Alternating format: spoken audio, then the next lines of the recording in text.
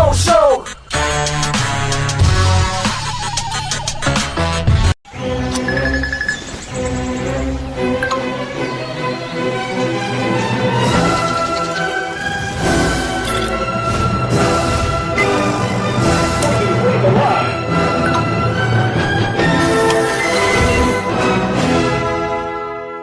Set the rhythm of your smart home with Sloman Shield Link, the new integrated smart home platform that automates your life just the way you want it. Sloman Shield Link. Be the maestro of your own home.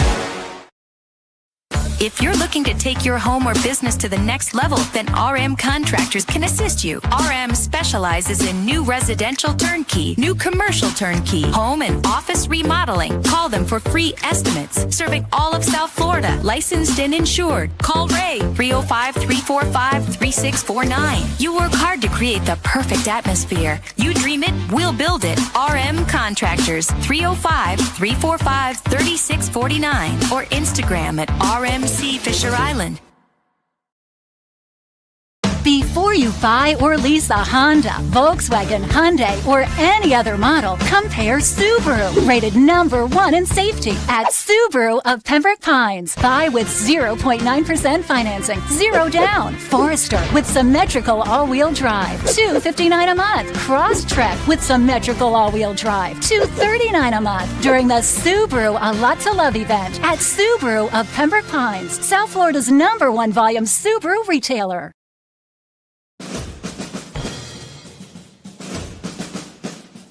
It starts every morning before the sun comes up. Projects are laid out. Plans are made. Equipment is fueled and loaded with inventory to handle all service requests. Orders are given to an army of skilled landscape maintenance professionals, certified arbor trimmers, irrigation technicians, and licensed pest management experts who fan out to communities and businesses all over South Florida. Experienced, on time, and dependable. Our staff is fully trained, licensed, and insured. Contact us by phone, email, social media, or through our website to answer all your landscape questions. We are Cutter's Edge. Total Landscape Solutions. The Sultan's choice for excitement and a caravan of savings awaits at Toyota of Hollywood. Your wish for savings has been granted with discounts of up to $4,500. Take a magic carpet ride in a Toyota Corolla, not $24,000, $19,988. Step into our grand bazaar where you'll find epic savings at the #1 volume Toyota dealer, Toyota of Hollywood, on 441 between Hollywood Boulevard and Sheridan Street. Open till midnight.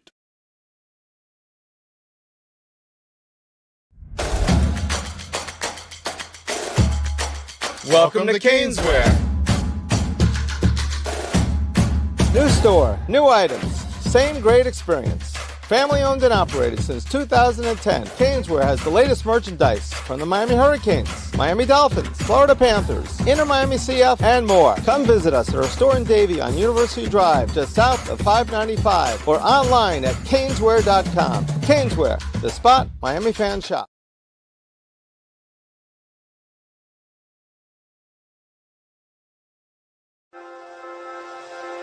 Hi, this is Jeff Welt from Welton Rayom.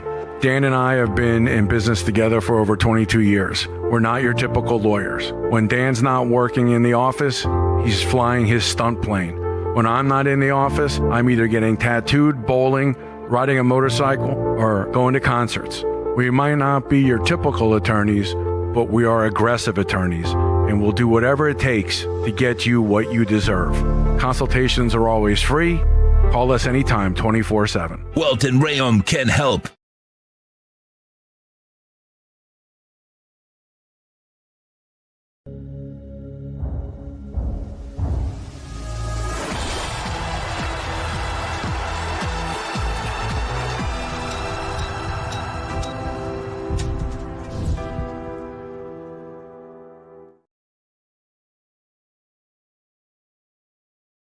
For over 16 years, EJDconstruction.com has provided South Florida residents quality craftsmanship, accurate project management, and exceptional service. That's why EJDconstruction.com is an A-rated member of Angie's List and the Better Business Bureau. When you're looking for the right custom home builder for additions or home remodeling, please call my friend Eric at 305-433-4843. That's 305-433-4843 for EJDconstruction.com. There's just one place to celebrate a happy new model year. Acura of Pembroke Pines. Drive away in a new ADX. Only $299 a month at Acura of Pembroke Pines, the #1 volume Acura dealer. The viewpoint, statements, or beliefs expressed on the following program by the host, guests, or callers are not necessarily the opinions of FantasyAccess.com, Media Group Inc. ownership, management, sponsors, or website.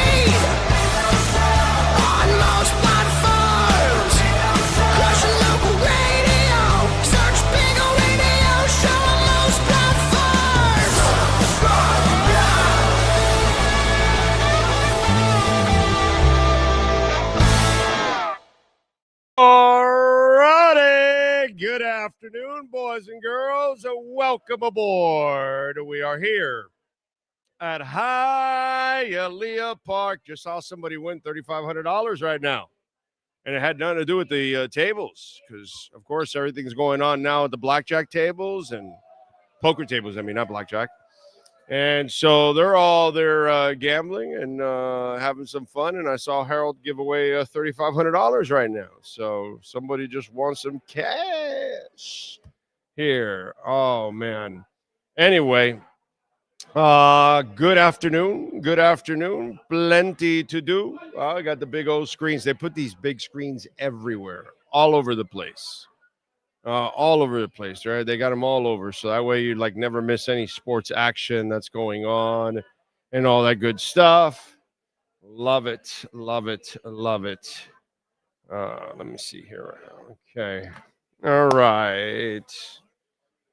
Oh, man. What do we got to talk about today on the program? Right? What do we have to talk about today on the program? What are we going to complain about today on the program? 10 interceptions. Why not? Let's do that. I just love that disconnect that there is already. This is good, man. I love that everything is falling apart already because listen, the thing is, you have to understand this, okay? Some of us saw that this was going to be a disaster this year. We saw how the roster was kind of put together. Plus, we see the coach, and we kind of already knew from the year before and the last couple of years, it was already kind of, really from the first year when he forgot the down in the playoffs, that started it right from there. Like, and then he's just added to it. And you got to understand this. What's going on with whether it's Tua, whether it's the defense, whether it's Mike McDaniel, whatever it is, dude, this is awesome. Okay? Because the only way change ever happens with the Ross family is if the dysfunction finally hits the fan. Or, normally people call it shit. But in this world, it's, the whole bully gate or whatever. It has to kind of like materialize completely. There is zero, what's that called, foresight in that organization. That organization has no foresight. They're the after the fact type of organization. And so this is good, dude. I hope it gets worse and worse and worse because that's the only way the old man's going to make changes. That's it. He doesn't care, dude. He's making money. hand over fist. He is printing cash there. So he does it at a point when it's so obvious. And we're there almost, I guess, in his case. In our eyes, we were there last year, but whatever. It is what it is. I mean, you got producers on national shows dressing up as Mike McDaniel on the sideline yesterday. Right. Like, I mean, you're the laughing stock of the league. Yeah. He's a clown. Mike McDaniel's a fucking clown. I mean, he's been a clown for a while now. He's getting clowned constantly by everybody, by his players, people in the building, opponents. They figured the guy out a long time ago. And he has no coaching skills whatsoever. He can draw up some plays, but he really is not a coach. He's not a guy that really can handle professional players in these kind of situations. He's not made for this. And all you have to do is look at him for a little bit, and you can figure out that he's not made for this. But since we have an ownership group that really just does things when it's obvious, and that's kind of what, I guess we got to wait for it to be so bad that, okay, well, now, we've reached the point. Like, it wasn't enough here in Cleveland. It wasn't enough the first 3 games, which really, that if you were an owner that really cared, after the 3rd game, you would have made that change with 11 days. So I just heard Albert Breer on Rich Eisen, and I know Albert well. And he goes, well, they don't want to fire anybody, but there are people in the building that want to take a look at Weaver. And I'm like, so the problem is it's not the people in the building. It's the guy up top that doesn't want to make the change. I don't know what it is. It's like you're firing or moving or whatever the general manager already. So why not fire the guy already? Why keep telling everybody you like the guy? That just keeps showing why you're a useless owner. That's all. Bail on the whale, bro. Bail on the whale. That's how you send them the signal. Never buy anything with the whale. That's him. The regular dolphin logo is not him. The whale is him. So as you buy that, you feed into everything that he's all about.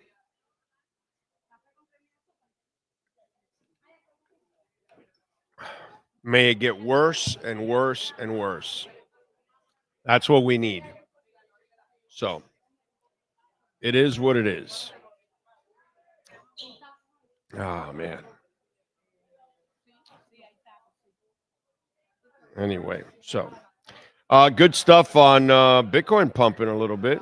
It was going a little bit higher, but all of a sudden, so was the market. The market was like up at 500 points. And then, the orange dude says, well, the Xi meeting may not happen. And then it reversed. You see, something's good. Wait a minute. Hold on. We can't let good things happen. No. Only a $250 million bathroom for me can happen, but not for you guys. Come on, So it's too funny. Corso says, I have a confession. I wanted Justin Fields as our backup. Who cares, bro? Whatever. Justin Fields can't pass. And it doesn't matter. Look who's coaching. You know what I mean? So it doesn't matter. Even if Justin Fields was a good pick, he wouldn't play well here, dude. That's the part that people don't understand. Okay? That's how bad this guy is. It's not like he's a detriment to players on offense. So the good thing for that kid's been through enough to have to deal with also Mike McDaniel. I'm happy for him. I'm happy for anybody that can get away from Mike McDaniel. I can't imagine being coached by that. I can't. There's no way I could be coached by that thing. No way. No way I could respect that thing. No. I'd be laughing at that thing the entire time. Yeah. Did you see the look he gave yours when yours was leaving the field the other day? Yeah, like a young guy, and he's not even paying attention to you. Like he just looks away from, like he's just. Well, but remember what I told you, right? Yeah, he's the Ewers is the front office pick. Yeah, Zach was his pick. His pick got demoted. Yeah. Front office pick got elevated, and he also struggles to coach the kid too because he's an asshole. Okay, I mean, I'm just going to tell you what it is, So it's just, you saw it. I don't know if anybody saw that video, but it was out there of Ewers coming off the field, and McDaniel doesn't even look at the guy, and that's because Zach was his boy. The MILF monster was his boy. The front office, they did all the drafting of, the offensive line, the D line, all that. So you can, blame it all on them. You know what I mean? But the quarterback actually was the front office is the one that picked Ewers. And again, I don't even know Ewers will die in this offense with that guy. I don't want Ewers to play. I feel bad. That's unfair to do that to a young kid. I get fans overreacting about that stuff because they're silly and they think that the quarterback's actually going to make a difference when the environment's not there. It's not going to help the quarterback. So it is what it is. Ocala Joe, sad that a once proud organization has become this shit, smashing it and Bitcoining it, man. I was, this last night, I bought it at 108. And then this morning, like early in the morning, I one of my trips to the bathroom, I check. And we're there at I just bought again. And then it took off to 112, 113, 114. I was like, there you go. Because, it came down to that bottom has been the 107, 108 area right there. That's been the bottom. Every time it's been the bottom. So when it tests that bottom, I'm there. I'm buying every single time. And the late night one, I ended up getting it $300 cheaper than the first one. So that was good. That was excellent. And then it took off this morning. I was like, hey, all right. Not bad, But then the orange band just then, puts a kibosh on it. What can I tell you? Tom Stockel says, did you see how well Detroit defense performed with second and third string defensive backs? Yeah, but did they have a front seven that can play? It helps when your front seven – when you can actually stop the run. You left that part out that the front seven was stopping the run. Kind of helps out, Would they limit them?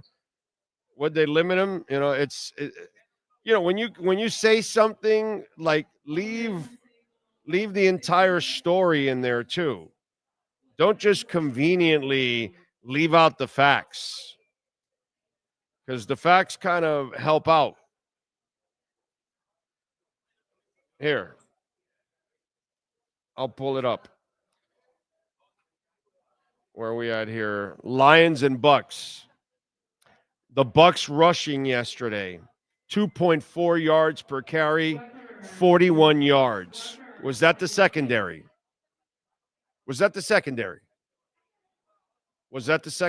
No, right? No, I don't think so. Oh, maybe? Oh, okay. All right, okay. Okay. Oh, that's true. Anzalone, Jack Campbell, Tyus Wheat, all picked up sacks. And Muhammad, Al-Quahin Muhammad, the linebacker. So the defensive linemen and the linebackers picked up 4 sacks. Was that the secondary, or did that help the secondary? Okay. And then, what's it called? Poor Baker Mayfield, who was taking a beating, was 28 of 50 for 228. But no, all the secondary. Couple backup guys. Had nothing to do that their starters up front are actually really good.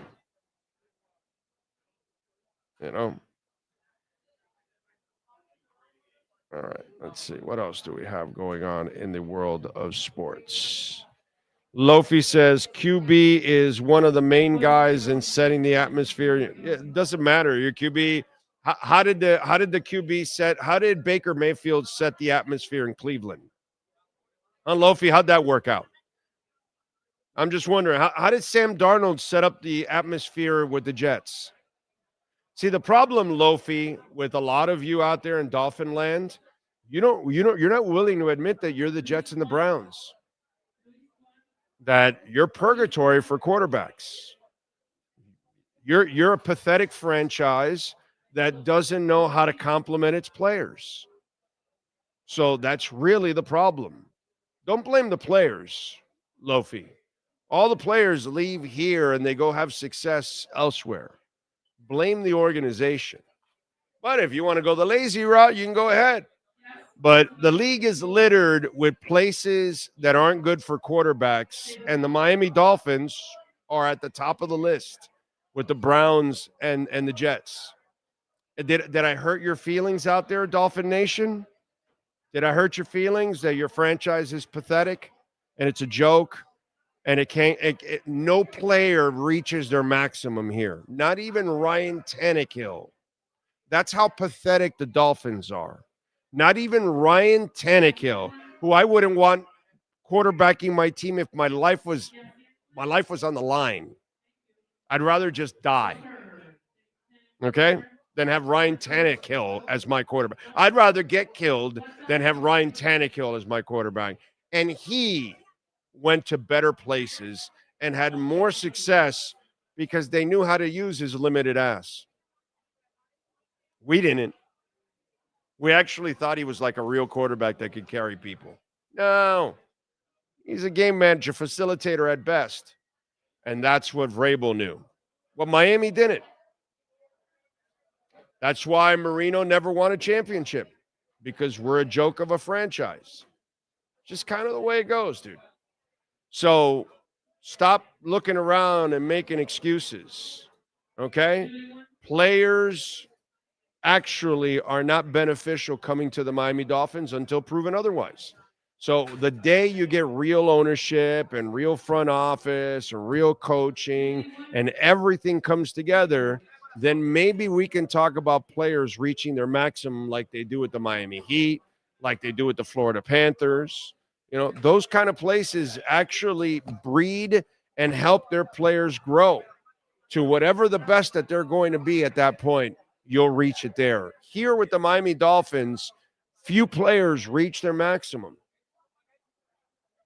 It's a shame. But that's the reality. So there we go. So it's not up to the quarterback if your franchise is dog shit. And that's been proven over and over again. And again, this whole lazy thinking that your quarterback does everything for you. Let me remind you idiots of this right away, okay? When the Saints got hit with Bullygate and they suspended Peyton. Bountygate. Bullygate is our stupidity. Bountygate. We had a whole bunch of morons that said, no problem, Drew Brees is like a coach. He'll carry the load. Don't worry about it. They won't miss Sean Payton. Boy, that was a stupid-ass statement of all stupid-ass statements. Because Drew Brees wasn't able, Lofi, to keep it all together. And that's a Hall of Fame quarterback, a world champion quarterback. They fell flat on their faces. No, but Drew Brees will keep it all together. No, I'm sorry. Drew Brees will keep it all together.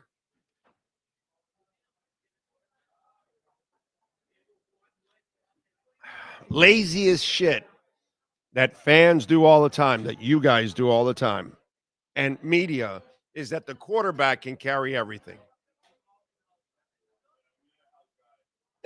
It's lazy. It's ridiculous. You shouldn't be so dense to think that your quarterback is going to carry. Well, why didn't Marino win it all, bro? Hey, Lofi, why didn't Marino? Well, you probably weren't around for it, but I'm sorry. If the quarterback does everything, why didn't the Dolphins win it all? You don't need Shula. You don't need a defense. You don't need a running game. You don't need a dominant offensive line, which is not what Miami had. How come? I mean, if Marino's so great, which he was, but I mean, according to you all, the quarterback changes everything.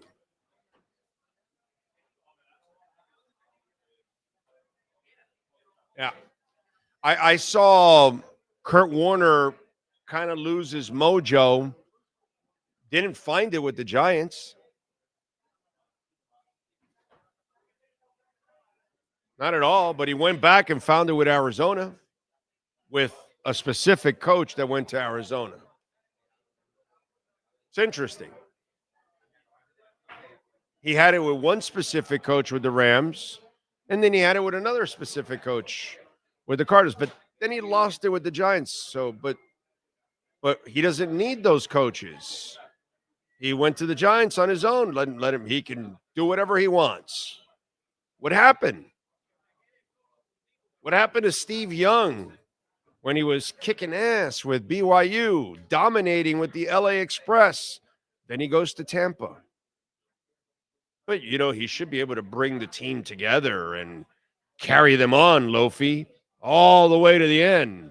But why did Steve Young look like a bag of dog shit in Tampa? Just wondering. Laziest thing that fans do on a consistent basis is that they think any quarterback is going to change everything about your team. The quarterback can only do so much. If the other things aren't working, you'll never win. And Archie Manning will die in New Orleans and never really see the light of day and be what he could have been because he was with a crappy team. But no, Archie Manning, he should have, as Lofi would say, bring them all together and lead them down and all that. Yeah. I mean, John Elway used to always win the big games before he got a defense and a running game. Always. I mean, yeah, he never got even embarrassed in the Super Bowls. Never. He never lost 55-10. John Elway in the Super Bowl. No, that would never happen. No, of course not. No, because he's a quarterback. He's supposed to carry it all, and he's the ultimate difference maker. He doesn't need Terrell Davis in a defense. Of course not.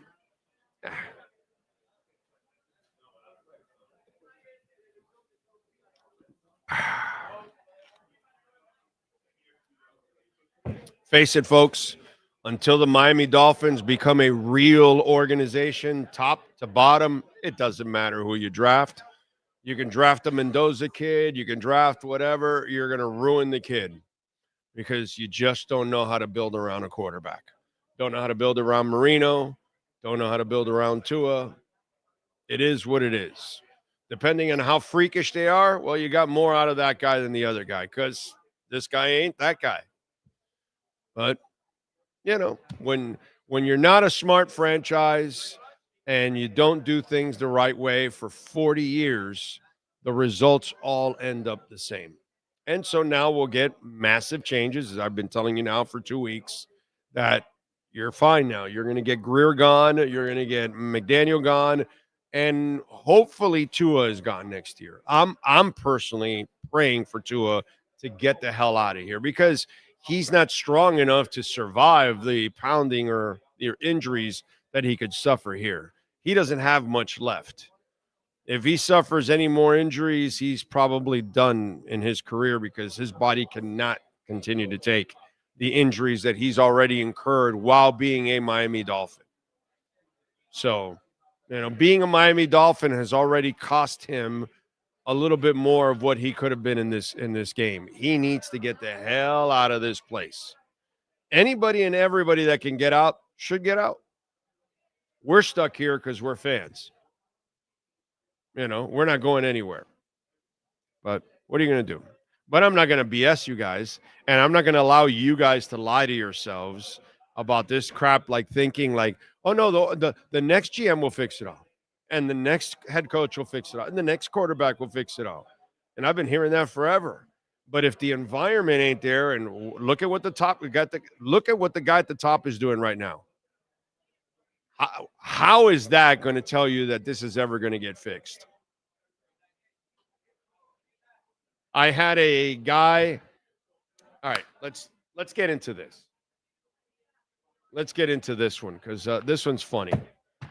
So I believe it was Barry Jackson that wrote an article today in the Miami Herald talking about the ownership future of the Miami Dolphins and how the daughter is set in place and her husband, the son-in-law, right?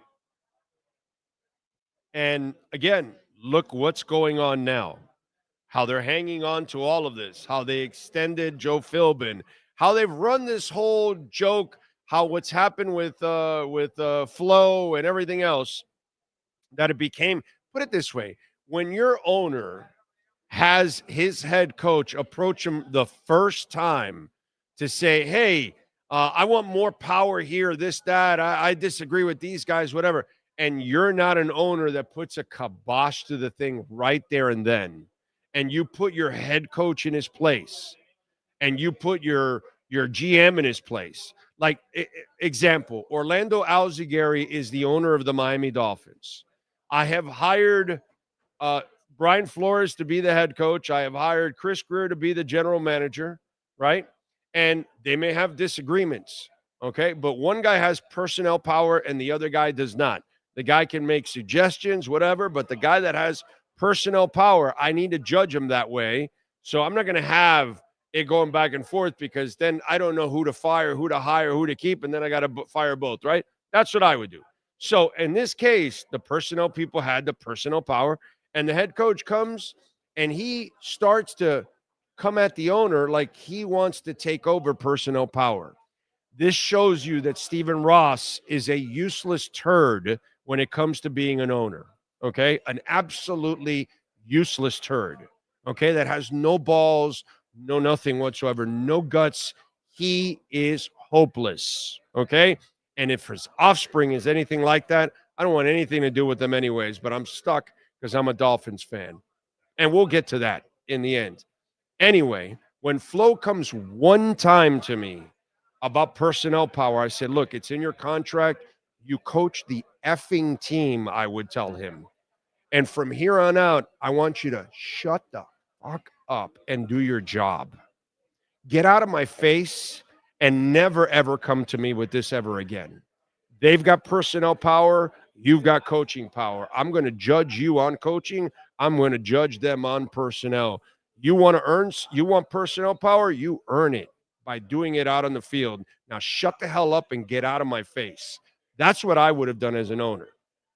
I'm not here to play games and be friends with you or anything like that. You're my employee. I hired you to win games. I'm not here to start allowing you to start fighting. You end that right there and then. He never does. He lets everything fester inside that building constantly, whether it's Bullygate or whatever it is. He doesn't put a kibosh to anything, dude. And he lets it go on and on and on and on and on. And this is why you have what you have.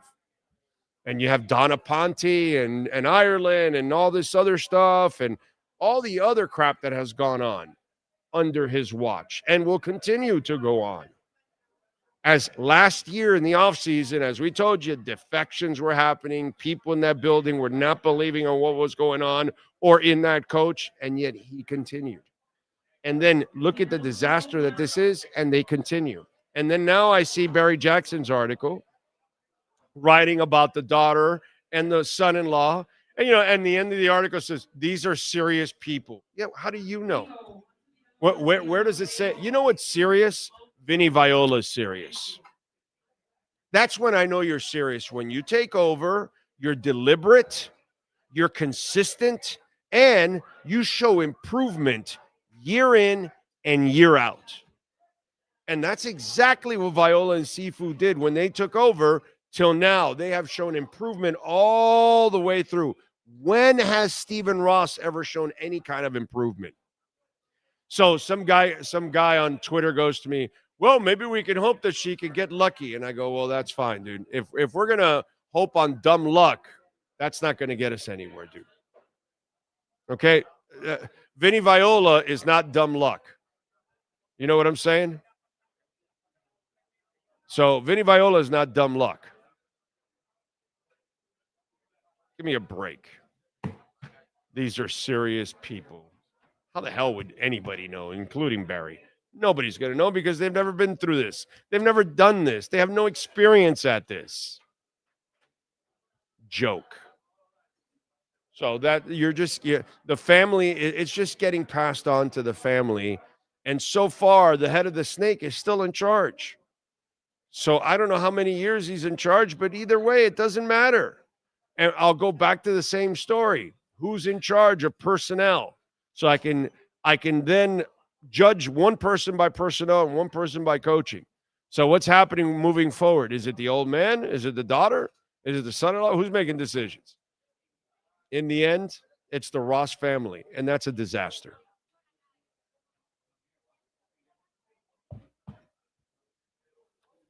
These are serious people. Give me a break. That line made me laugh. Way to go, Barry. Thank you. These are serious people. Who the hell can take that name serious?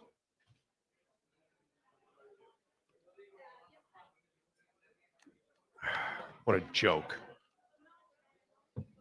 Anthony Kyle Campos, Ray Finkel had a power hold on Dan Marino.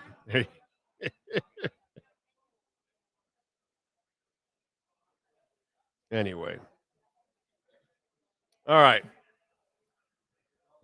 The man, the myth, the legend. By the way, the wise guy went 3-0 with his picks this week. He took Philly over Minnesota +2, Kansas City -11.5 versus the Raiders. Harold didn't hear that, right?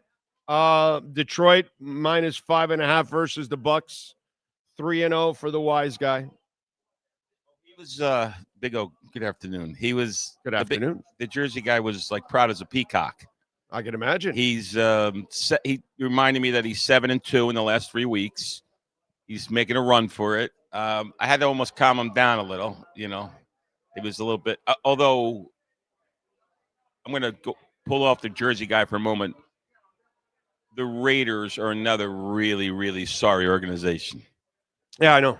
Yeah. Sorry organization. I got nothing to say because I'm a Dolphins fan. No, I mean, look, just so you understand something. We're the sorriest organization. I went to Jersey just for a couple days, and I had to go to a sports bar, Doyle's Poorhouse, P-O-U-R. Okay.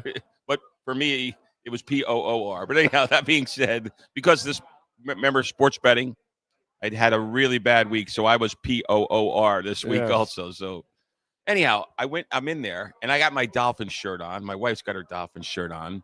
We have to make a special request to put on the Dolphins game. So now everybody knows we're the only Dolphin fans out of about 100 people.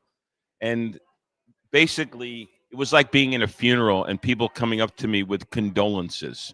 This is what it was like. I was 1,000 miles away from Miami. I was getting condolences. Makes sense. At one point, there was these 4 really huge guys. And they were sitting at the bar. We're at a high tap, just like we are here in our sports bar here. And I could see the TV because TV's high enough, you know. And the one guy was smart enough. He came over. He goes, listen, normally I would come over and I'd ask you, do you want me to move? Can you see? But what I'm going to ask you is, do you want me to stand up higher so you don't have to see the TV? Yeah. This is what the 4 non-Dolphin fans in a sports bar in New Jersey were suggesting for poor Steve and his spouse. That's a rough go. It's a rough go. I mean, I know I'm starting to feel your pain of the last 30 or so years, and I feel for you. I feel for it. So let's just say it publicly. And there's no hope. Mike McDaniel needs to go immediately. Yeah, but the owner doesn't see that. But he's blind. I know that. Blind. Just because he has money. And he's still in charge. Listen, just because he has money doesn't mean he's smart. No. Particularly football smart. No, he's definitely Stephen Ross is king size stupid when it comes to football. Yeah, There's no doubt about that. He's supersized. He's an absolute dumbass when it comes to Greer. Football.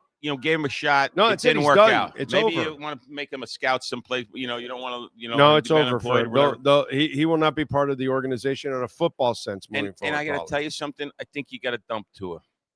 Oh no, that's no chance. Yeah. There's no. The three of them go He's not away. going to succeed here, anyways. No. So just move on. It's been horrible, but I mean, And they'll have to take the cap hits for the next 2 years. So we'll be a rebuilding team again for the next 2 years, like we've been rebuilding for decades. So Now, it's I will no tell you difference. something. Think about what Denver did. They were a mess. Mm-hmm. They hired a proven commodity. Right. Well, the guy they tried to hire illegally. Yeah. What Stephen Ross once again proof positive that he knows how to do it He's the an wrong idiot. way.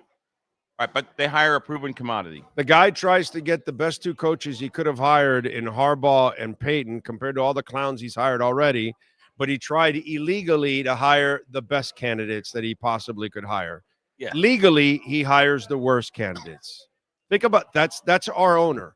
Our owner ruins his best opportunities by doing illegal stuff. And then he also cost his team a first and a third rounder. Yeah, first rounder. Like this guy is just because he has money, everybody gives him a break already and all that. And, you hear of course, whoever his employees are out there, they have radio time or TV time, have to kiss his ass. But give me a break, dude. Look, Stephen Ross is a disgrace, man. Particularly It's in a sports. disgrace. Life is about, what you accomplish.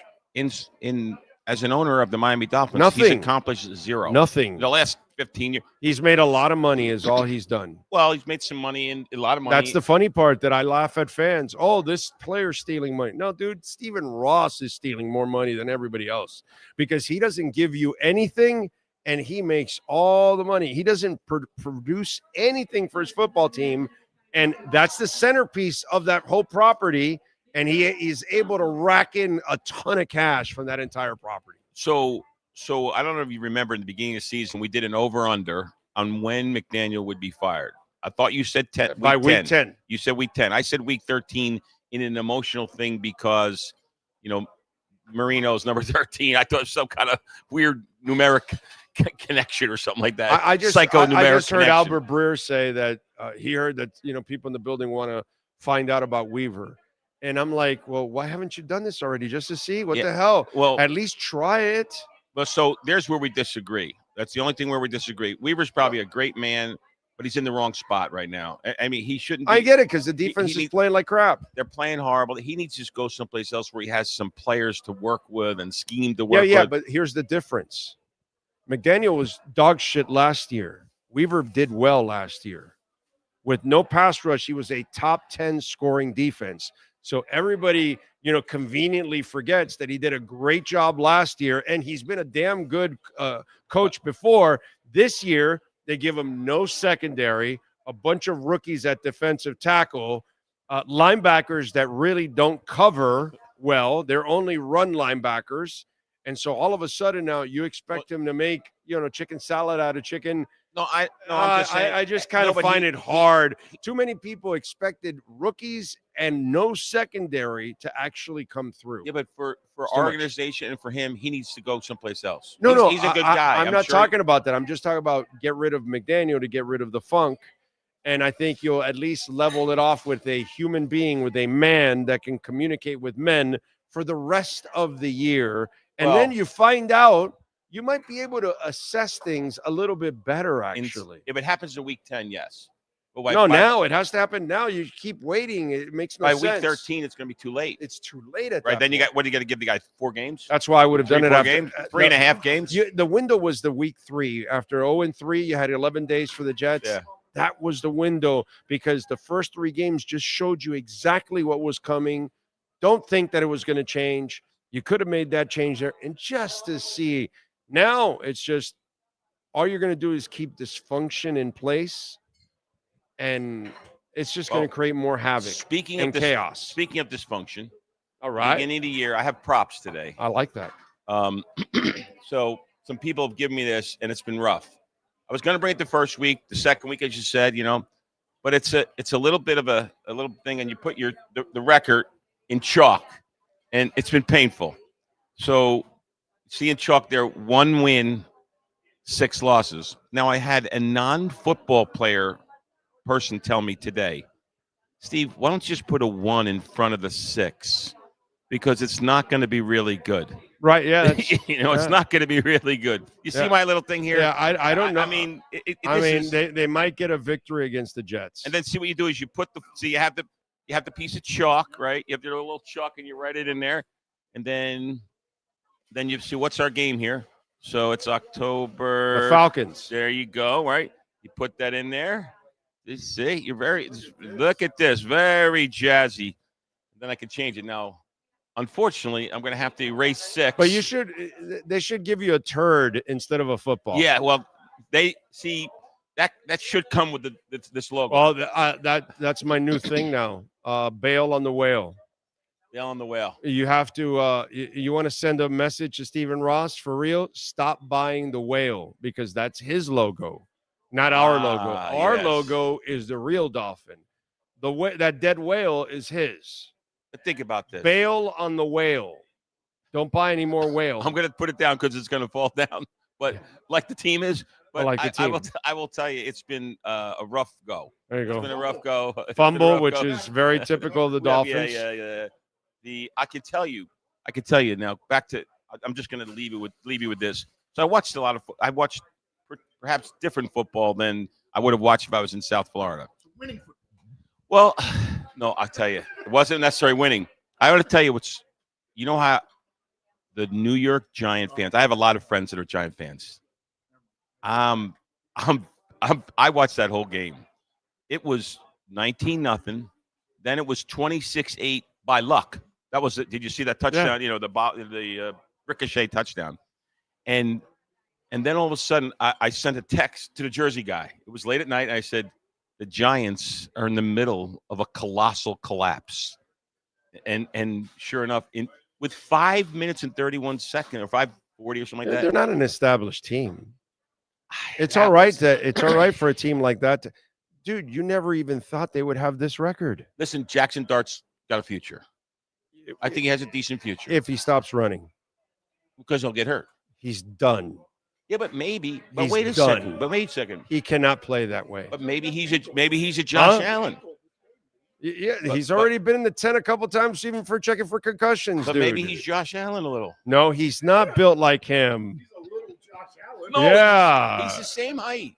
He's not. He's 1 inch different. No, he's not. He's like 6'2". I'm telling you. Jackson Dart is like 6'2". He's not 6'5". No, he's 6'3". And what's his name? 6'4". 6'5". He's 6'5", 240. I'm looking up Jackson Dart, right? I mean, Jackson Dart is 6'2". You gotta love that name. I love the name. Your last name's Dart, and your parents named you Jackson Dart. He doesn't have the body like a Cam Newton or a Josh Allen that can take that beating. This is the NFL. All right, so here we are. He's 22 years old, so he's young. Oh shit, he's 6'2". 6'2". What? I do this for a living. You do know that, right? Like I've done it for 35 years. I thought it was 1 inch. 6'5", 237. 229. Yeah, he's 229. Hey, Josh Allen is not 237. That's a lie. He's probably more than 245, 250. I don't know. I think Josh Allen is a load, bro. I'm more high on. I've been next to Josh Allen. That dude is big, bro. Well, big. I can tell you that. Like when you see Cam Newton and you see Josh, have you ever been next to Peyton Manning? Oh yeah. But that is a big son tall of a bitch. Dude, very tall and big, broad shoulders. Like he didn't have the gun that you would think a guy like that would have. But now you see why, as a pocket passer, you could take a beating because he was a big ass dude, bro. So I was next to Peyton Manning. I'm just telling you, Jackson's got some moxie to him. He's not bad. But if he continues to run the ball, he will die. Well, most quarterbacks will. That's what happens in the NFL. Unless you're Josh Allen or even Cam, that you can take it for a while. You know, even Josh Allen, he could take it a little longer, and he's had concussions too. But you're right. A beast. I just think Jackson Dart, at least he has the ability to run for that 9 yards on a third down when there's nothing there for the pass. Exactly, but that's all I want. Slide kid. I just want him to be able to run occasionally. Our guy has got a glass. They say glass jaw in boxing. Our guy's got to glass everything. I get it. I mean, glass I get it, glass but I arms, glass everything. I don't want my quarterback taking on contact. only when it's absolutely necessary. Yeah, okay. It's John Elway, and we're doing the helicopter, and it's the Super Bowl. But I'm good with that. Jackson could do it. But if it's week 5 or 7, I don't need you taking on any contact. Now, it's the funny part that, and I always bring it up. Ted Ginn.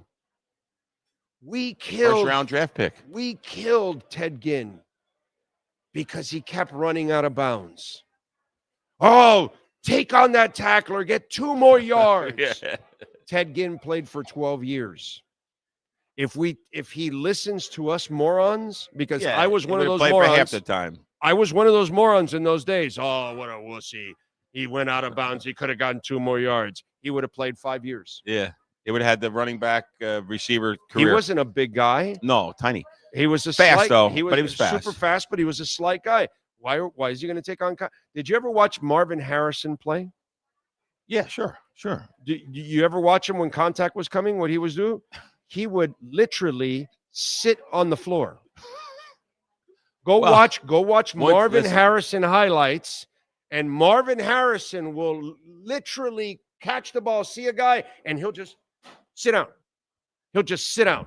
Enough's enough. We got the first down. That's good enough. He's 5'9". Well, that's why. He's 5'9". Wait. He was a number 1 wide receiver, but he was 5'9", and he goes, I know my place. And he played a Hall of Fame career. You're walking right into it. What Steve Caliber wants on every good winning football team, or most good winning Jim football Jensen? Team. No. What's sort of a strong, tough tight end that can catch the ball. Yes. That's the guy that gets the extra 2 yards. When you're going to throw. Yeah, but you got to have a coach that wants to use that strong tight end. I know. But Mark Bravaro, Gronkowski, the list goes on and on. The Penn State kid this year, he's fantastic. That kid's having a great year. Tyler Warner. That's a good segue. If you, both of you, the Raiders kid, the only thing Harold has to root for. Both you and Big O would tell me that I was insane if on. Well, you are insane anyways, by the way, but that has really nothing to do with it. You would commit me. But go ahead. You'd actually have the people in in the white coats come and get me. Actually, if me and Mr. Brunetti have already talked about that. But just so you know. If I told you this, that on week 7, Danny Diamonds and the Indianapolis Colts are a powerhouse. I mean, if I told you that, you'd say, cuckoo. Right. If I told you that August 1st. Now, let's just have some fun with that. Danny Diamonds is actually looking very good. Maybe the problem was the Giants. That's that. And the Jets. You know what happens? And the Browns. And the Dolphins. I think. Notice where quarterbacks go to die. Yes. Well, New York. New York is definitely a place. No, the Browns and the Dolphins. The Browns and the Dolphins don't come. Sam Darnold. Exactly. Died. Who's the guy right now? The Jets. Fields is there dying right now. Right. He's in the middle of his death. Well, but he died twice before. Yeah, but Fields is, I don't blame New York for Fields. Yeah, but Fields is limited already. I blame New York for thinking that Fields might work. Yeah. I mean, like what? You know what it is? You know what it is about You know what it is about Justin Fields is that the kid is tough as nails. He's a competitor and all that. And so that's the thing that you hope that it translates to then figuring it out and being a quarter. And it just is never is. And I have to run. I just want to let you know that next month we're giving away a Silverado pickup truck that is souped. Is that the hybrid one? I don't believe it's hybrid, but it is the one fully loaded, not the $40,000 or $50,000 one. This is what everything. Nice. It was here on the night the tropical give them out a little the tropical car dealership tropical Chevy brought it here when we gave away the Vet, and they brought 3 or 4 other cars, and customers were oohing and eyeing about this pickup truck. This thing is pretty. I can see both of you guys driving it. I can see myself driving it. I can see sure. both of you driving it. We're eligible.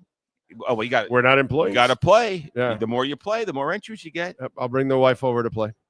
There you go. That's happening. She plays. I'm at Vicky's Bakery. That's been Yeah, working on the physique. bro. Working on the physique. That's Sports it. betting. I have priorities. Today, I'll leave you one last thing. Today, I was talking to a guy from Philadelphia.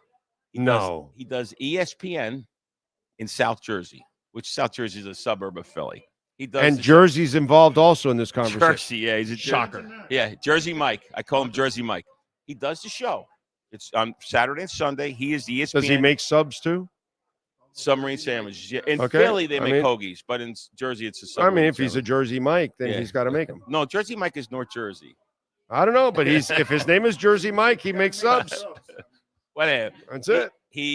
I told him we might have him maybe as a sort of a invite him in to come in and give like a Philadelphia. He's all about Philadelphia.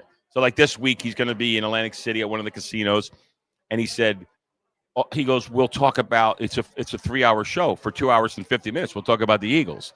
He goes, it's a football show. It's sports. He goes, I'm really good with NBA and college basketball. I also very good with the NFL. But on Saturday with that crowd, it'll be 2 hours and 55 minutes talking about the Eagles. The Eagle fans are nuts.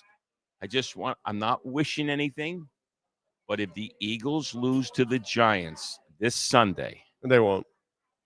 I know, but if they do, remember the Giants. Eagles win ugly, man. They're a good football team because you could tell they haven't even played their best football yet. They're not even close, and they're still winning games. Let me tell you something. Jalen Hurts looked really good this week too. Yeah. But that throw he made running to the rolling out to the right was really, really nice.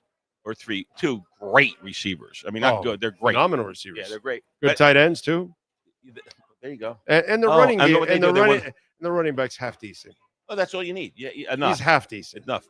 But I'm telling you, if the Giants were to somehow beat them, we should take a trip to Philly. Yeah. What we should do is we should tune in to WIP, right? Just to hear the Philadelphia fans want to kill whoever they want to kill. I'm not sure who they're going to decide, who they're going to select to kill, but they're going to kill somebody. I think there's a little bit. They're off of killing Sirianni right now. I mean, that could go away. Winning. That could go away in 2 weeks. Yeah, right? if you lose a couple of games, then they'll blame Sirianni twice. I know you say they're not going to win, and I don't think they're going to win either. The Giants are going to win, but could you imagine? Whew. At any rate, we got this Saturday giving away $1,000. Just gave away $3,500. Well, $1,000 a week for I a know, year. But Harold just gave away $3,500. In the poker room, we have the best. Our promos are hands down the best. You can see the room is coming back. The action's coming back. It's all good. So anyhow, all right, my be brother. good. Friday, I'll have you the Jersey guy we'll send picks. You the link. We'll send He's you the going to be link. a little bit peacock-like, a little feather-like, but we'll send you the link on Friday and get you on for that. See you then. All right, my brother. Be good. The great Steve Calabro in the house. Thank you, sir, as always. Let's get to our 3A graphics sports calendar and the amazing Alan Blanco, 786-618-1443. Tonight, the Panthers back in action. They're in Boston as Brad Marchand makes his return to the Bruins. 7:30 face-off. Wednesday night at the Kia Center, the Miami Heat will open up the regular season taking on the Magic.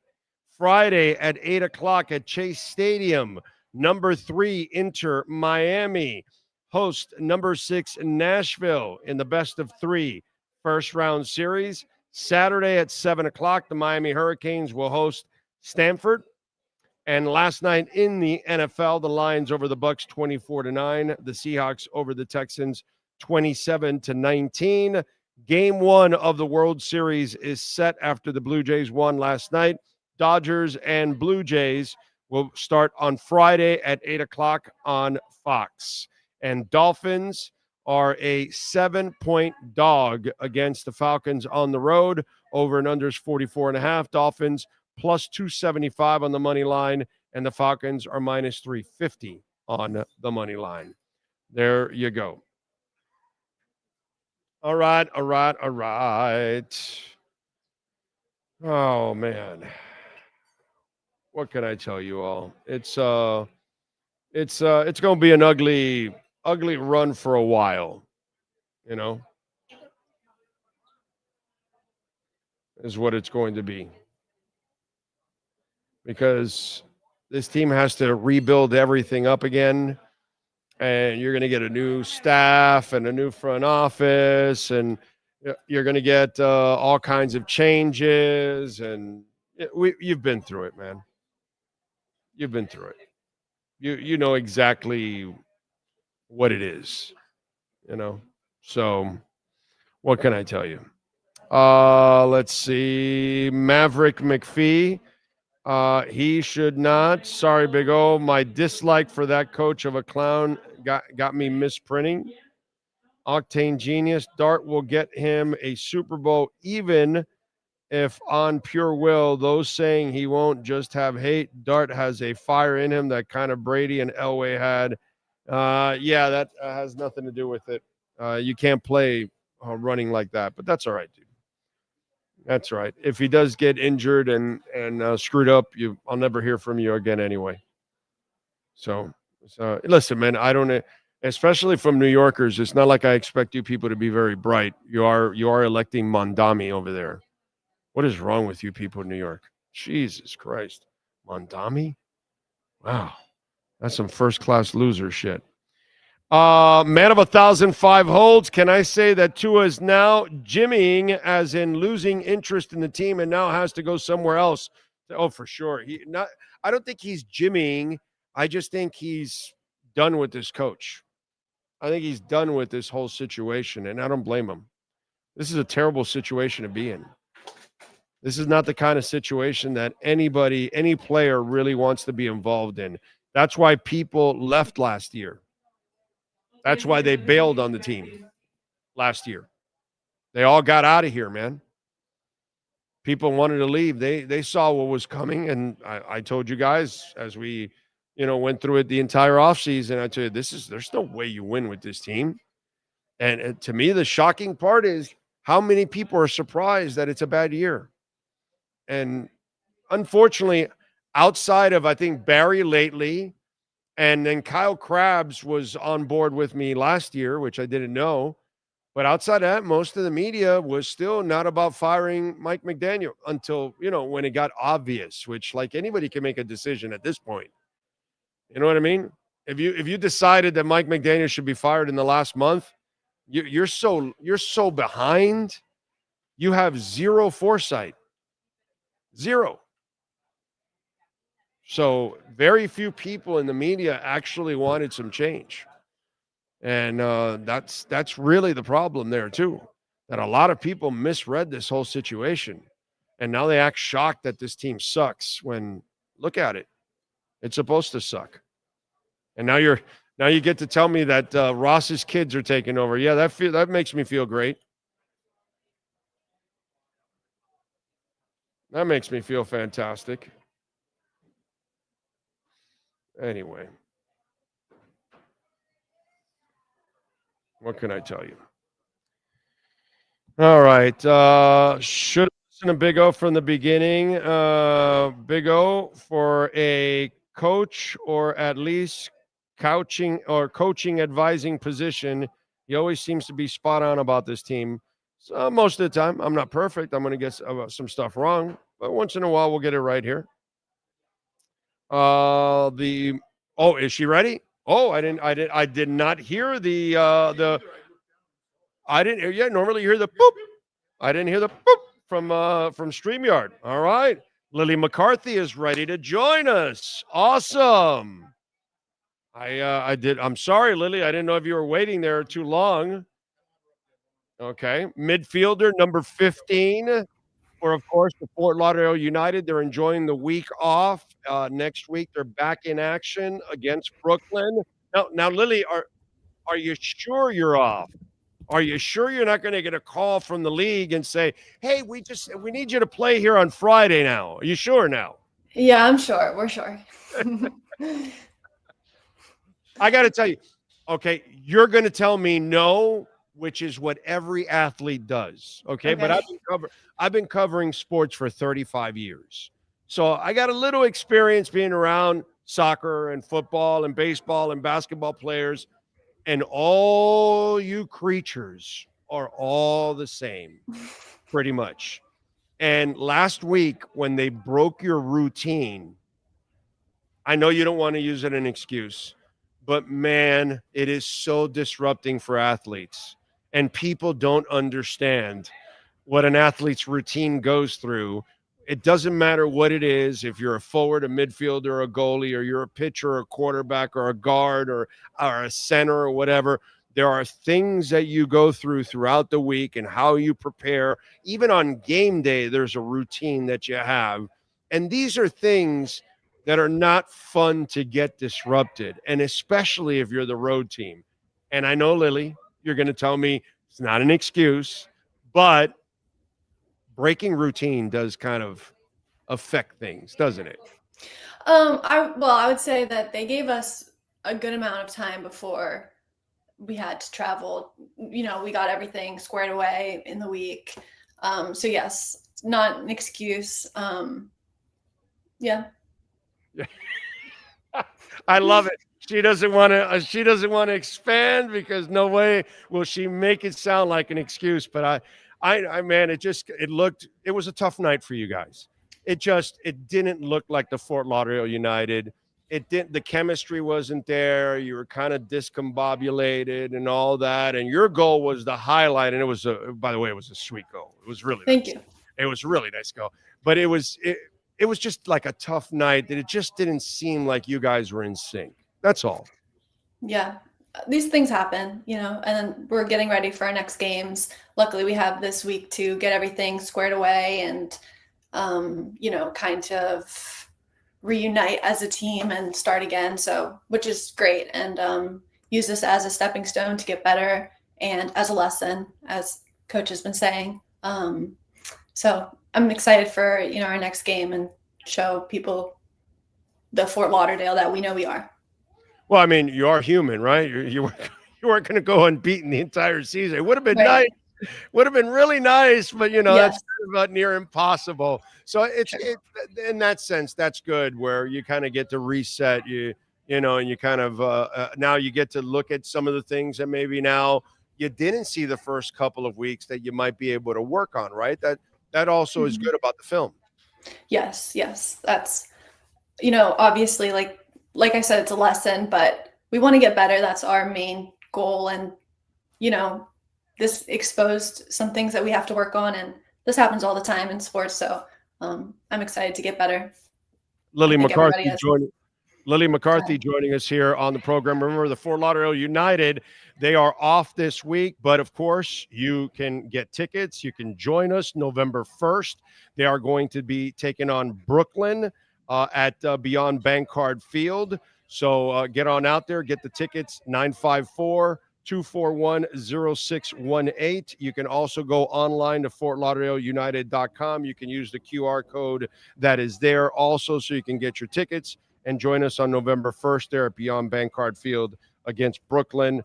And I would imagine do you do a lot of film this week on Brooklyn, or do you do most of it next week and this is more working on other things? How does that break it down for us? How does that go, Lily?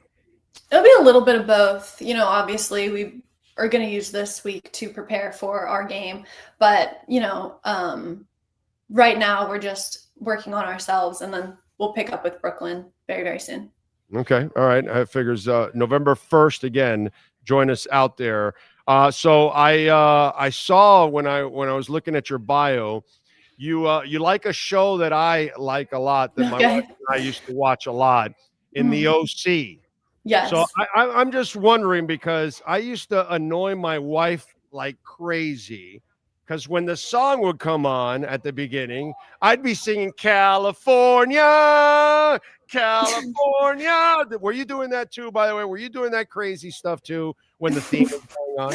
No, not at all. Who was your favorite character?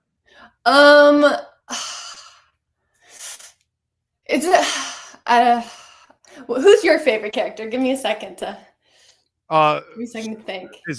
Was it Summer? Seth. Summer, right? Oh, Summer, right? I like Summer. I was going to say Sunshine, but I'm Summer. Summer was my favorite character. I thought, I thought she was just absolutely cool, and that's obviously how we got to know her as she broke into the scene. But yeah, she was my favorite character in the OC. I probably would have to agree with you. It's been, so long since I've seen it. I kind of, put that there. But I'd probably say like Gossip Girl is probably more of my favorite than the OC. I love Gossip Girl. Okay. All right. Well, Blake was in both, right? Yeah. Right. So well, yeah. So Mhm. I don't know if was Blake like one of your characters that you liked in the OC. Yeah. Okay. Ben now drives me crazy, by the way. Yeah. Ben McKenzie. Oh yeah. He drives me crazy now. You know why? No. I'm not going to get too much into it, but he's an anti-Bitcoin guy. And I'm like, oh, dude, come on. This is the future. Come on. And so he's gotten on this trip now being anti-Bitcoin, which is really, really weird. Now, something that you and I have in common besides that we both love the OC, except you didn't sing California, but I did, is that you love French toast. Yes, love it. Favorite breakfast meal that I have to have. Like if I have a choice, French toast over pancakes and waffles for sure. But what I want to know is, in the history of Lily McCarthy, where did she try the best French toast she ever had? Oh, the best French toast. Don't tell me IHOP at somewhere. No. I'm from Baltimore, so I guess there's this French place that originated there. It's called Miss Shirley's. There's like a couple of them in Baltimore City. And they have really great breakfast and brunch. So I guess I would say that. Miss Shirley's. Yes. Okay, I'm writing it down because if I go with the wife up there at one point, hey man, I want some great French toast. So I love that. I saw your favorite musicians are Sade. My daughter's also with you on Lana Del Rey. She also loves Sade. So favorite songs of Sade and Lana Del Rey. Let me look. Let me see. Lana Del Rey. Have you seen her in concert? I haven't. Really? I would love to. I got my daughter floor tickets a couple of years back for the. Am I a good father or what? Huh? Yes. Floor tickets for Lana Del Rey at the AAA. This was like, I don't know, 5-6 years ago or something like that. It was a few years back, but she wanted to go. She loves Lana and all that. And then she, as a young person like yourself and her, I was like, wow, Sade. And Sade is so good. So I know. I love the like the calming music, and my parents listen to her a lot. But for Lana Del Rey, I'd say Video Games and Young and Beautiful. Those are my favorite songs from her. Okay. And then I guess like for Sade, I would say Kiss of Life and like Pearls and like a Tattoo. I know those are probably her most famous ones, but those doesn't matter. So, those are my favorite songs. Smooth Operator is one of the great that's a great song too. It's one of the great songs, and it's super popular, but I mean, it is so well made. You know what I mean? So it's just like one of those deals. So yeah, that is so cool. Lily, so now I know that there's two Lilies. Yes. In the locker room, right? But one has one L, the other one has two L's. I noticed that. So I'm just wondering, how does it go in the locker room? Is there an L? Is there a Lil? Is there a Lily? Is there how is it? Is it Lily to the second power? How do they define you two? Is it just last name? What do we do? No, we're both Lily, and it's just context. Yeah, it's a little like can be confusing, but so you're both looking at the same time constantly when they're yeah. It has been going like that. I love it. All right, yeah. You had success against Brooklyn. Yes. What do you got to do next week when you do take them on? I think it was a 2-1 win. I think last time, if I'm correct. So what do you got to do to have success since you already kind of know who they are? Playing like Fort Lauderdale, I would say, like getting back to our roots and playing our game. Doesn't matter the opponent, and everybody. If everybody does their job or what they're supposed to do, well, we will win. We're a great team, and I have confidence in that. Yeah, defensively, your disposition has been exceptional all year. Yeah. And then last week was just so uncharacteristic. So I would imagine that's kind of what you guys are talking about. Get back to the heart and soul of what you guys are, that you always play great defense, Yes. overall, and you don't let opponents get in there. Lily, thank you for taking some time. As always, we really appreciate it. How can folks follow you on Instagram or anywhere on social media so folks can get closer to the Fort Lauderdale United? You can follow me on Instagram. I believe, let me look up exactly my handle. It would be Lily M McCarthy _. So Lily with 2 L's. There you go. Awesome. All right, Lily. Appreciate you. Good luck. We'll see you in November. We'll be out there broadcasting live. Great. Thank you. Great. You got it. Lily McCarthy, midfielder for the Fort Lauderdale United. And of course, all brought to you by All Year Cooling and Plumbing. And when you talk about Florida's #1 AC and plumbing service, it's All Year Cooling, folks. Give them a ring. 561-771-5773. They're open 7 days a week. There's a 888 number, 888-204-5554. You can get extended warranties. Financing is available. Same-day installations. Free repair service 7 days a week. Over 350,000 satisfied customers. Check them out, allyearcooling.com. You can get a free estimate. They've been around since 1973. And tell them that Big O sent you. All right. Okay, what do we have here? Chuck Cooper says, I wouldn't be surprised if we have more injuries these games. These guys are not focused. Yeah, it could be. Could be one of those where people come up with some hamstring injury and they mysteriously want out and all that. I mean, look at Darren Waller. He's good for parts of a couple of games. That's it. He's already injured. He was injured before, and now he's injured after. And he's only played a couple of games. What? Isn't Aaron Brewer playing with the pec strain? Yeah. It's different. What can I tell you? Cooper says bacon, sausage, and hash browns. I love me some French toast. Bob Evans. Wow. That's a classic. I don't know if I could call that my best. Jamie says, how am I from my head injury? I am awesome, bro. Symptom-free. It's been awesome. I've been very, very fortunate. That's why the Ace Frehley thing hit me even harder, not just because I'm a Kiss fan and love Kiss and all that, and obviously love Ace Frehley too. And what he brought to the table. But the fact that he died from a freaking fall, bro.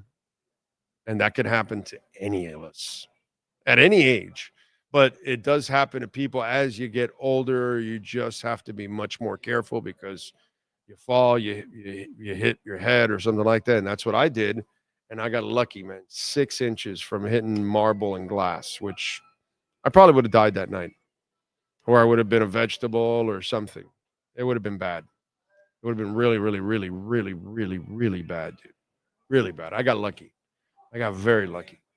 Gash in my head and everything, but I still ended up getting lucky. Very, very lucky. Let's see. Anthony Kyle Campos says, F the Dolphins. Are the Miami Arena Sharks still around? That is a classic name right there, dude. Big O, if anybody is surprised by the 4-year cycle, I doubt they are Dolphins fans. That's true. That is true. That is true.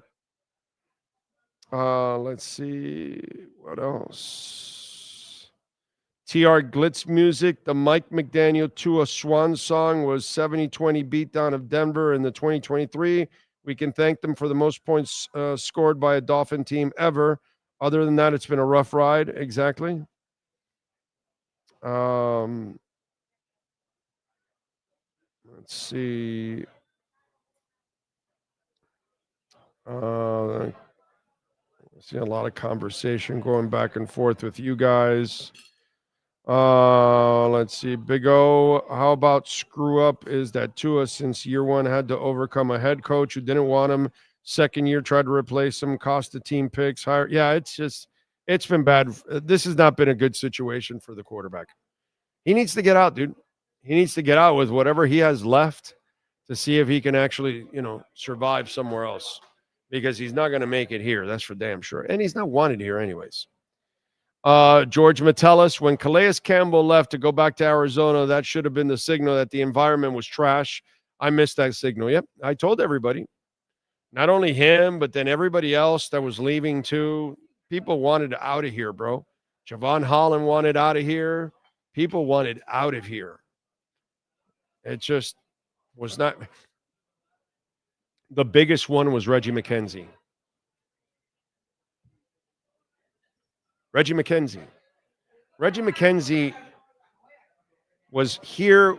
came here to work with Greer and Marvin Allen. And he goes to Tennessee where they're doing a complete rebuild. There is no chance they were going to win this year in Tennessee with that team. Okay? No chance. And he's from there. So it's kind of like, I'm going back to be a consultant and all that. And he could have stayed here easily, and he would have stayed here if there was a future. But he saw the writing on the wall, and he knew that this reset of 1 year was going to be the end of it, because he knows that coach. He saw that coach, and it was over, and he left. I mean, to me, it was just so obvious that this was not a team that was set up to win anything significant this year, or even have a winning record. How anybody thought that this team could get to 9 wins is insanity, dude. Insanity. Makes no sense. Anyway. Yep, Tom, poor Archie Manning. Yep. That's kind of the way it goes, man. Doug Williams, he did his best there in Tampa, and then he goes to Washington, and he's surrounded by a team, and he gets to win a title. Because in Tampa, they put him in a position where he had to do everything. And that's not who he was. He was a good quarterback, but he wasn't a guy that was going to carry your entire offense. That's not who he is. And he went and won a Super Bowl. Would he have done that in Tampa at that time? No, because Tampa was a bad organization. Tampa just got lucky during his run that they had several drafts where they landed a couple guys, and they had some pretty decent teams. And he actually put up some pretty good gutty performances for Tampa. He was one tough hombre for Tampa for a long time, dude. And then when he went to Washington, he finally got surrounded by, people that know football and how to help a quarterback win and those kind of things. And that's the beauty of that. Joe Gibbs has to be the guy that everyone in the NFL looks to and says, folks, this is how you do things in the NFL. Don't be so quarterback dependent, like you've got to have the best quarterback. No, dude, you just need a good quarterback, but you've got to do the other stuff. And that's exactly what Joe Gibbs did with all 3 of his championships. No Hall of Famers. None of those quarterbacks would ever go to the Hall of Fame unless they bought a ticket. That's it. That's the only way Theismann, Doug Williams, and Mark Rippon were going to get to the Hall of Fame, if they bought a ticket. None of them were ever going to have their bust in the Hall of Fame. But their teams were awesome.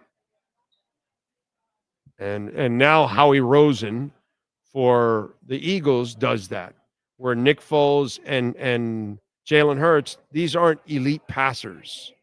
But what they do is they put together teams. And look at the Eagles now. They're winning, and they're winning ugly every week because they're just more physical than you are. They're tougher than you are. They outlast you, and they just find ways to win ugly if they have to. And that's really a sign of a really good team. If they get it going and get back on track and they start playing well also now, that's scary. Scary. But I always fear those teams that are talented and they're winning in ugly ways, because then that's showing me that they are much better than what you think, because that's what you want. In December and in January, sometimes things are going to get ugly, and you're going to have to find ways to manufacture a win. And if you can do that, if your team can do that, you're going to be in a much better place. Stephen Baker, thank you for the love on Venmo, Cash App, or Venmo at Cash Big O Show. That is Cash Big O Show, Cash App or Venmo, and you can make a Bitcoin, Ethereum, Chainlink, or Solana donation. Baker says, have to wonder if Ross is complicit in another tanking, letting his kids make decisions, or a moron, maybe all of the above. Yeah, I would go with all of the above for him. And yeah, he is capable of tanking because he's tried to do that in the past. So I'm with you there.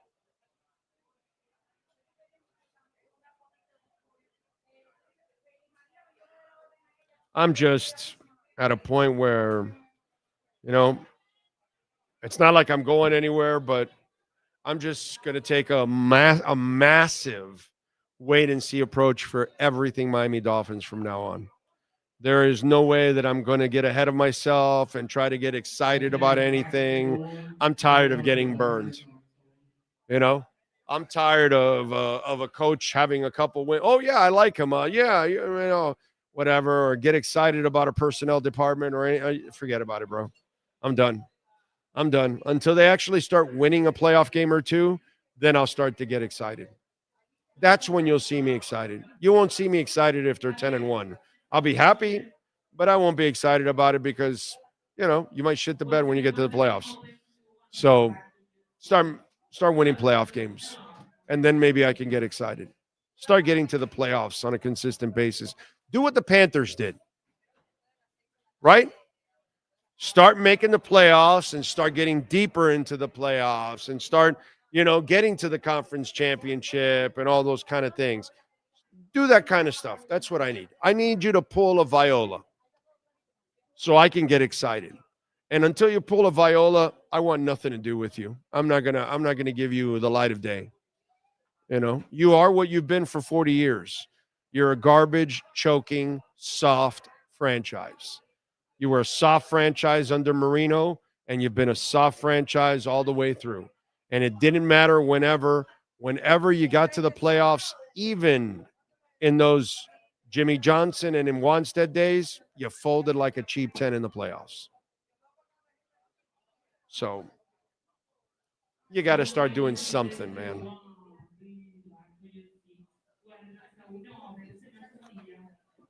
It's just not worth it anymore.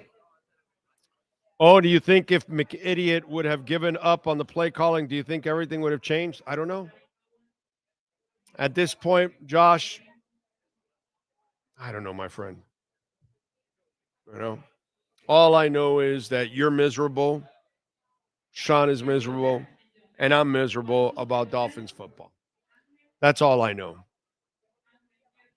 And nothing will change until they actually get it right.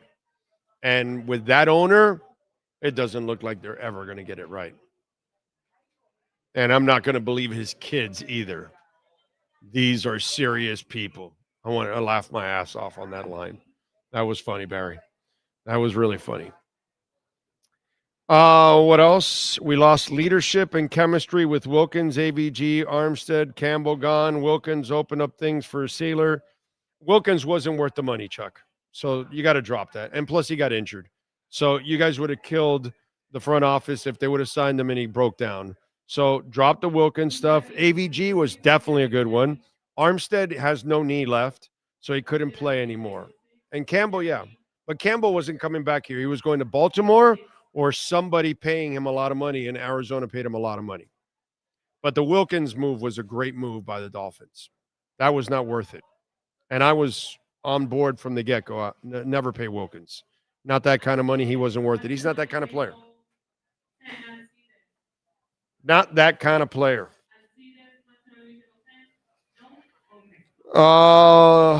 That's right. Trent Dilfer won a Super Bowl because Baltimore surrounded him with a hell of a team.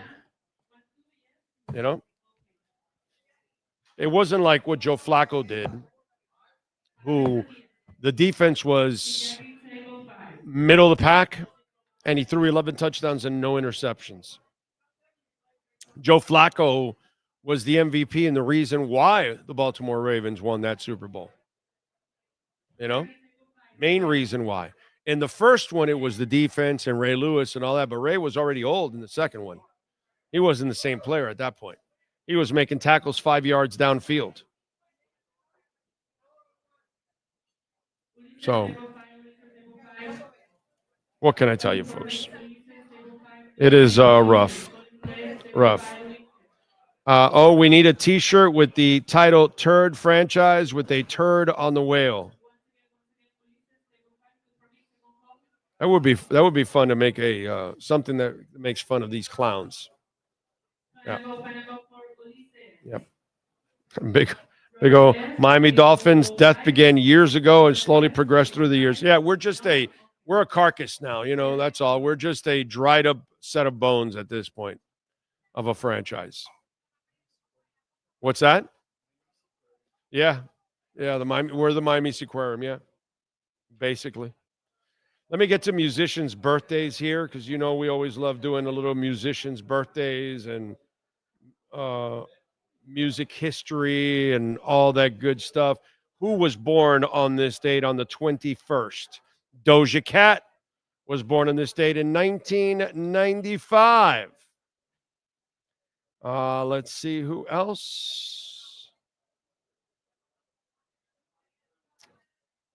Nick Oliveri, bass guitarist, vocalist for Caius, Queens of the Stone Age from 98 to 2004. Born in 71, by the way.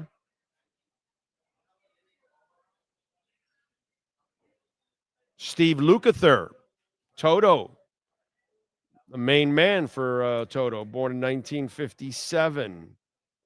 Eric Faulkner from the Bay City Rollers, Saturday,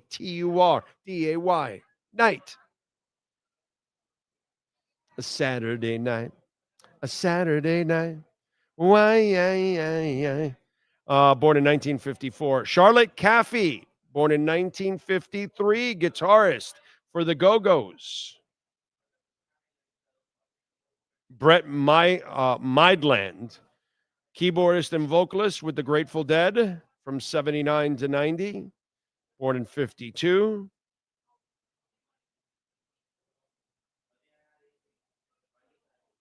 Elvin Bishop, singer, guitarist, band leader, born in 42. And Manfred Mann, born in 1940, British keyboard player, guitarist, and vocalist for Manfred Mann. All right. Let's move on to birthdays today. Who was born on this date, you ask? Well, we will tell you. Remember, if we don't give you the age, that means they are no longer with us. Musician Dizzy Gillespie, born in 1917. Musician Celia Cruz, born in 1925. Baseball Hall of Famer Whitey Ford, born in 1928. TV personality Judge Judy, born in 42. She is 83 today. Benjamin Netanyahu, Bibi, born in 49. The dude is 76 today. Actor, writer Carrie Fisher, born in 1956. Princess Leia, obviously no longer with us. Let's see who else celebrating birthdays today.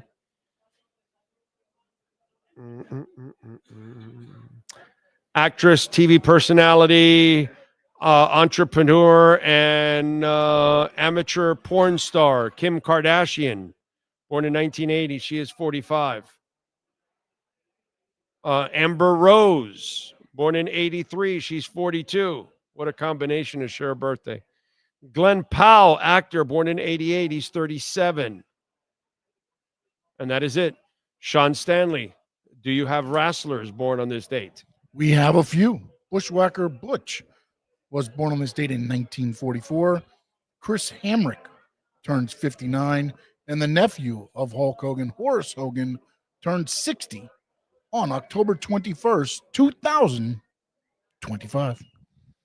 All right, let's find out what happened today in music history. On the 21st of October in 58, Buddy Holly's last recording session took place at the Pantheon Temple Studio in New York City.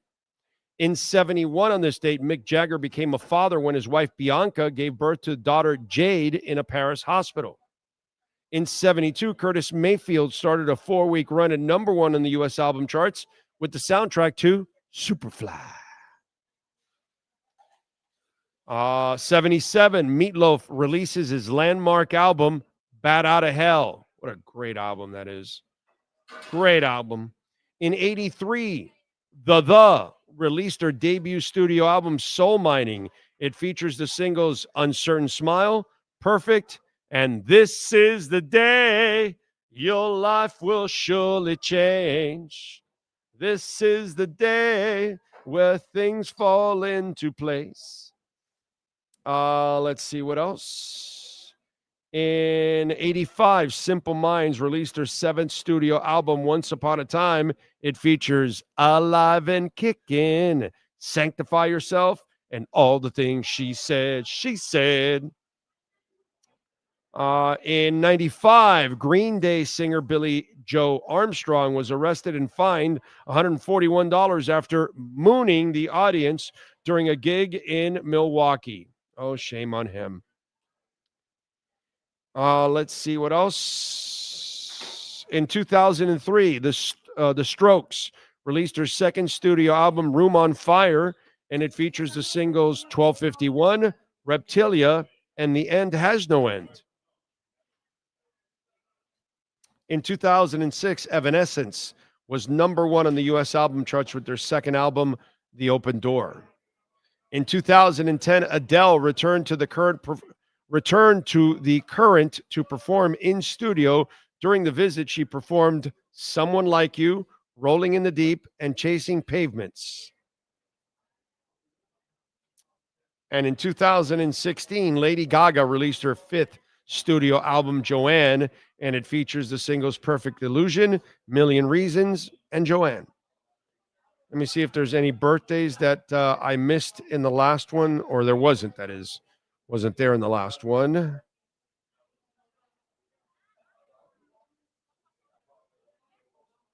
Nope, did not. That is it. That's what happened today in music history. How about that? There we go. All right. R.I.P. Miami Dolphins. Oh, I read that. Jeff Long Island. Let's see. Lane Kiffin, Sarkisian. Yeah, we'll see who they hire once they start this stupid process. The thing about these people is they'll probably start the process when everybody else starts their process, which really makes a lot of sense when you can get ahead of the process by doing it now. You know, but what are you going to do? So, all right. We thank Steve Calabro. We thank Lily McCarthy. We thank the great Sean Stanley. Of course, most of all, we thank Mr. Brunetti. The family's always been very supportive, and we appreciate it over the years. We will see you all tomorrow. We'll be in studio tomorrow morning, right? Oh, no, tomorrow's Subaru. Yeah, Subaru. 11 or 12 over there? 11 a.m. tomorrow at Subaru at 16100 Pines Boulevard. Thursday and Friday, I think we're back in studio, correct? Right, next Friday, right? So there you go. All right, so there you go. So we're at Subaru tomorrow. So if you happen to be in Pembroke Pines, come on by or close by, visit us. We'll be out there from 11 to 1. We appreciate all of you out there. We'll see you tomorrow. Same time, same place, same bat channel.